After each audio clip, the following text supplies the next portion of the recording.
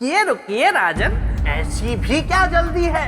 आपने परोपकार की परीक्षा तो पार कर ली, लेकिन राजन, ये मेरे मित्र का सिंहासन है जिसे पाना आपके लिए असंभव है। मेरे महान मित्र का सिंहासन। आगे की परीक्षाएं और भी कठिन है। मैं हर परीक्षा में सफल होऊंगा। और ऐसा ना हो तो? और ऐसा हो गया तो ये बेताल एक वर्ष तक बिल्कुल चुप रहेगा, कुछ नहीं बोलेगा। मैं एक शब्द भी नहीं बोलूंगा और मौन रहूंगा ऐसे। लेकिन ऐसा होगा नहीं। ऐसा कभी नहीं होगा श्रीमान बेताल। मैं चुनौती के लिए तैयार हूं। जय महाकाल। सम्राट विक्रमादित्य के 32 गुणों से संपन्न इस दिव्य सिंहासन को प्राप्त करना इतना आसान नहीं था। बेताल ने राजा भोज को सम्राट विक्रमादित्य की बराबरी करने हेतु उनसे पराक्रम, त्याग, न्याय, चरित्र तथा योग शक्ति की परीक्षा ली, जिसमें राजा भोज उत्तीर्ण हुए थे। किंतु अभी परीक्षा पूर्ण रूप से समाप्त नहीं हुई थी। राजा भोज ने सम्राट विक्रमादित्य के 32 गुणों की बराबरी करने के लिए उत्तरदायित्व, पुरुषार्थ, कर्तव्य, विवेकशीलता, मित्रता, आत्मसम्मान और नारी सम्मान जैसे गुणों की परीक्षा में उत्तीर्ण होकर ये सिद्ध कर दिया कि उनमें भी सम्राट विक्रमादित्य के समान 32 गुण जितनी क्षमता है।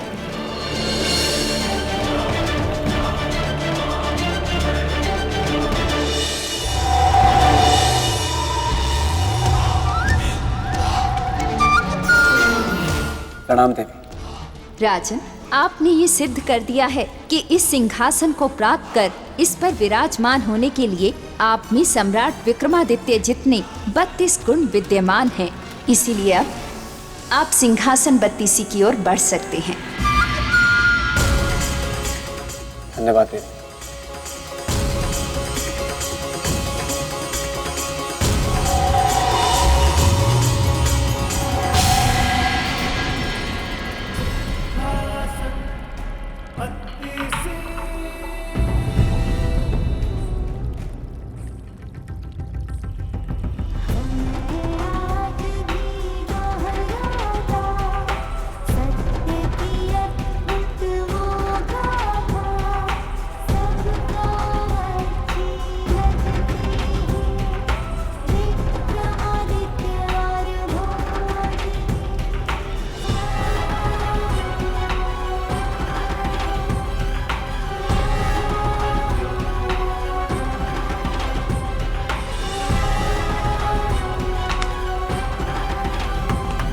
अपनी पहली परीक्षा में पराक्रमी राजा भोज ने नाग कन्या के पुत्र की अपने पिता रुद्रांत से रक्षा कर सफलता प्राप्त की थी।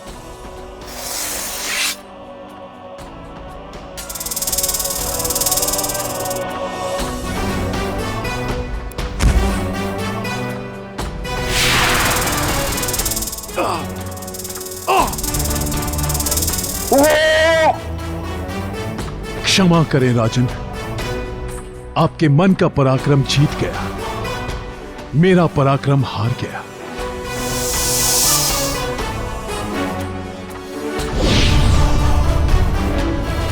परीक्षा की सीढ़ियों के सिलसिले को आगे बढ़ाते हुए राजा भोज त्याग की सीढ़ी पर पहुंचे, जहां उनका सामना पक्षीराज से हुआ।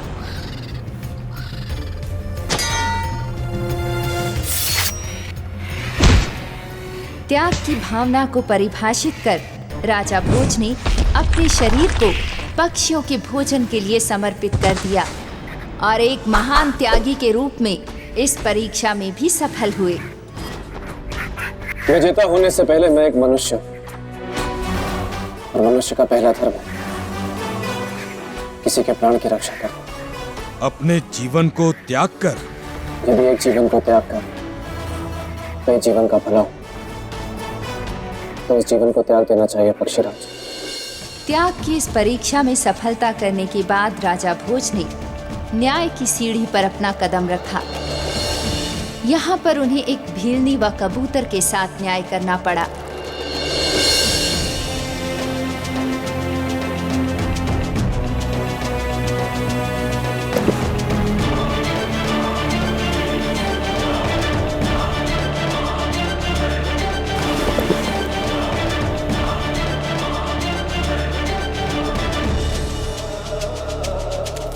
धन के अभाव में राजा भोज को चांडाल तक बनना पड़ा, वो भी कबूतर के जीवन के साथ न्याय के लिए।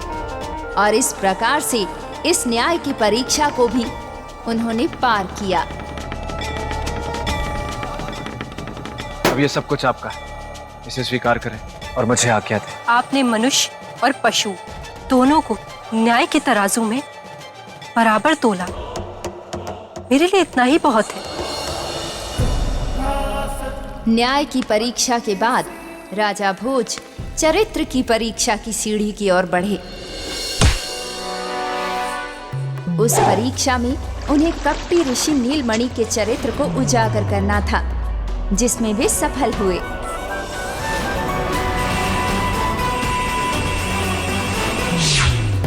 बहुत बहुत धन्यवाद आपका राजा भोज। आज के बाद मेरे साथ साथ पूरी स्त्री जाति आपकी आभारी रही।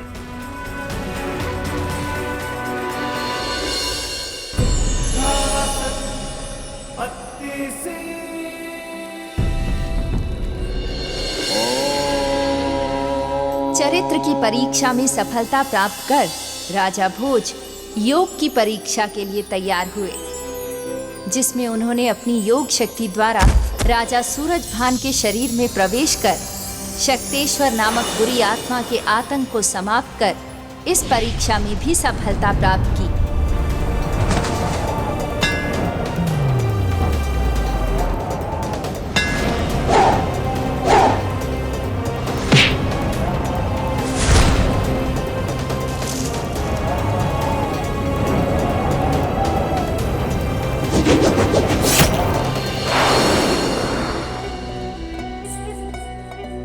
ये तो बस महाकाल का आशीर्वाद ही है कि मैं अपनी योग शक्ति के द्वारा अपनी आत्मा को महाराज के शरीर में प्रवेश करा के उन्हें जीवित कर पाया।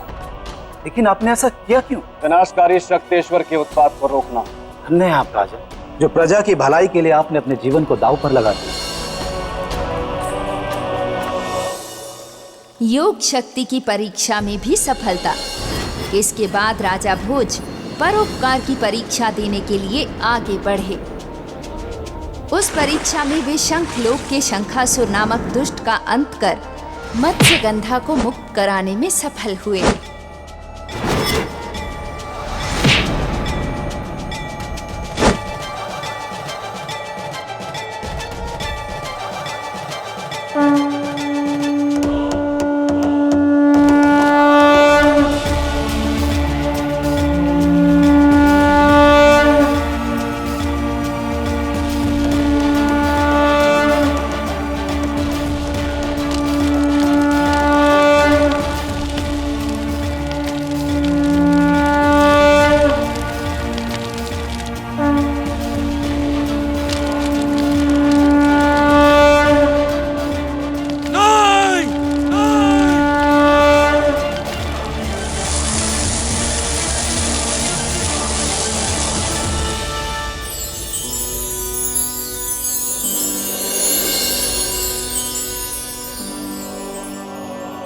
राजन, हमारी सहेलियां आपका स्वागत कर रही हैं।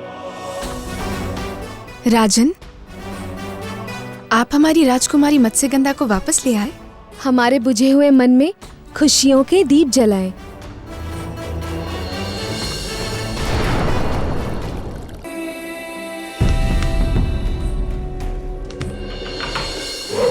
परोपकार की परीक्षा के उपरांत उत्तरदायित्व की परीक्षा में राजा भोज ने अपनी पत्नी महारानी वल्लरी के प्राणों की रक्षा हेतु ऋषि शांडिल्य से जीवंती विद्या सीख पूर्णमासी की मध्य रात्रि नील सरोवर से नील कमल प्राप्त कर महारानी वल्लरी के जीवन की रक्षा की तथा उत्तरदायित्व की परीक्षा में सफल हुए।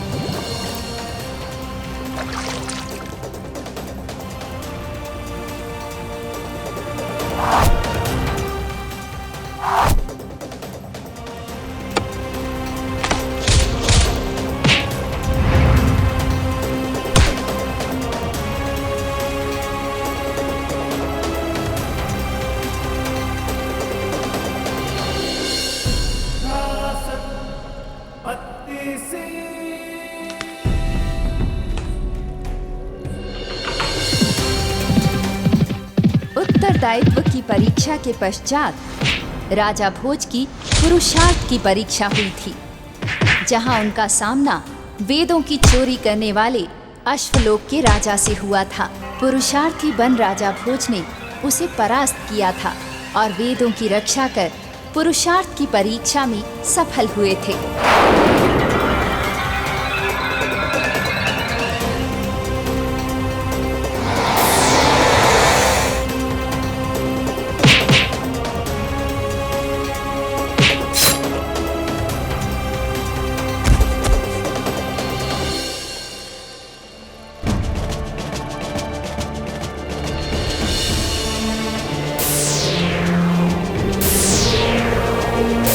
सिंहासन 32 को प्राप्त करने के पथ पर चलते हुए राजा भोज की कर्तव्य की परीक्षा हुई और अपने कर्तव्य का पालन करते हुए बंग प्रदेश के कुटिल राजा की कैद से देवी गौतमी को मुक्त कराया और कर्तव्य की परीक्षा में सफल हुए। किंतु आप हैं कौन जिसने इतना बड़ा संकट मोल लिया? कर्तव्य के पालन में संकट कैसा? कर्तव्य तो एक धर्म है और धर्म को निभाने में आनंद आता है, हर्ष आता है।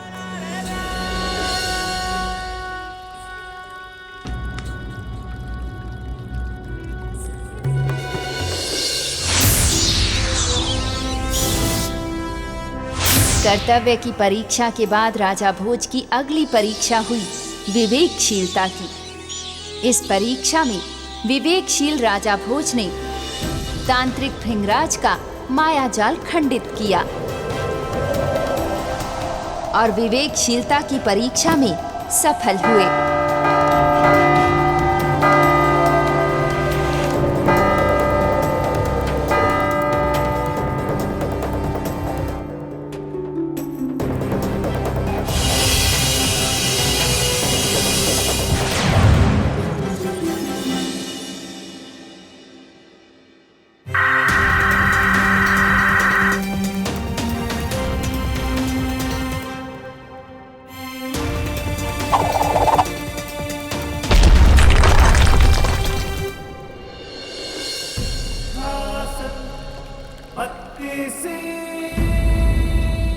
विवेकशीलता की परीक्षा में सफलता के पश्चात राजा भोज ने मित्रता की परीक्षा दी और अपने मित्र आदित्यनाथ को विष कन्या के प्रभाव से मुक्त करा अपने मित्र के द्वारा त्यागी गई उसकी पत्नी से उसका मेल कराया और मित्रता की परीक्षा में सफल हुए।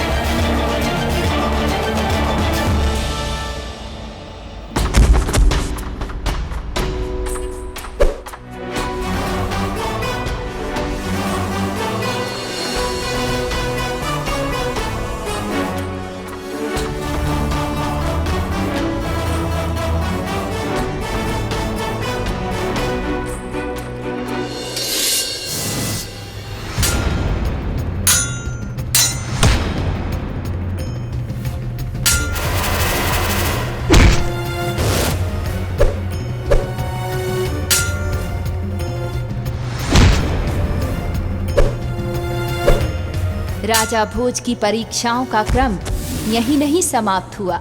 मित्रता की परीक्षा के बाद राजा भोज के सामने आत्मसम्मान की परीक्षा आई। जिसे गंगू और तेलम ने अपनी कुटिलता से ठेस पहुंचाने की चेष्टा की, किंतु राजा भोज ने अपने आत्मसम्मान की रक्षा करते हुए उनका असली रूप उजागर किया।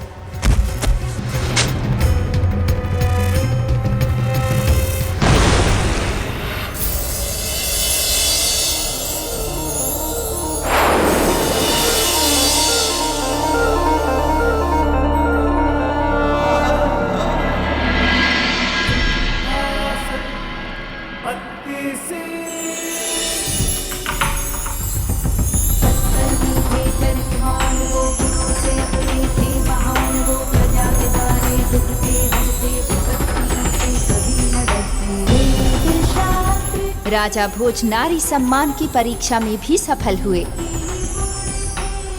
और इस प्रकार प्रश्नों और परीक्षाओं के भंवर को पार करते हुए राजा भोज ने शेष गुणों की परीक्षाओं में भी सफलता प्राप्त की और सिंहासन बत्तीसी की ओर बिना रुके बढ़ते चले गए।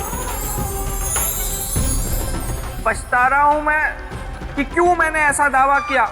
अब 1 साल तक मैं कुछ नहीं बोल पाऊंगा, बस ऐसे ही मन में बोलता रहूंगा, क्योंकि एक एक करके मैंने राजा भोज की परीक्षाएं ली और एक एक करके वो हर परीक्षा में सफल होते रहे और एक एक करके वो हर सीढ़ी चढ़ते भी रहे।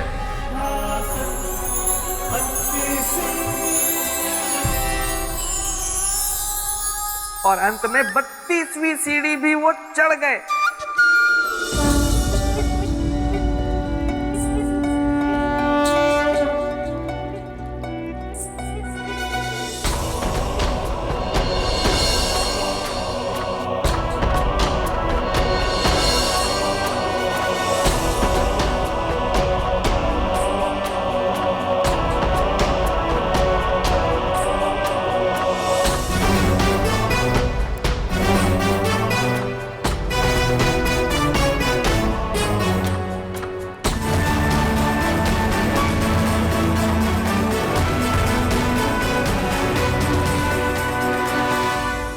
बेताल की सोच गलत साबित हुई। राजा भोज ने आखिर ये साबित कर दिया कि उनमें सिंहासन को प्राप्त करने और सिंहासन पर विराजमान होने के सभी गुण मौजूद हैं और वो एक एक करके 32 सीढ़ियों को पार करते हुए 32 परीक्षाओं में सफल होकर सिंहासन पर विराजमान हुए।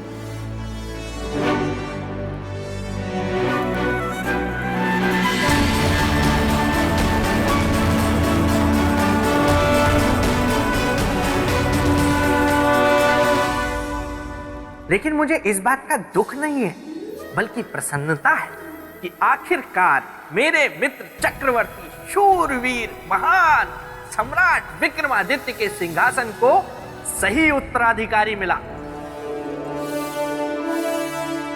जिसमें वो सारे 32 गुण मौजूद हैं जो इस सिंहासन को धारण करने के लिए चाहिए। आज मैं बेताल बहुत संतुष्ट हूं और अब राजा भोज इस सिंहासन को लेकर जाएंगे अपनी नगरी उज्जैनी और वहां जाकर इस पर विराजमान होंगे और मैं जाऊंगा अपने प्रेत लोक, जहां मेरी बेतालनी सौंदर्य लेखा मेरी प्रतीक्षा में होगी। जय हो सिंहासन, जय हो बत्तीसी, जय हो बेताल।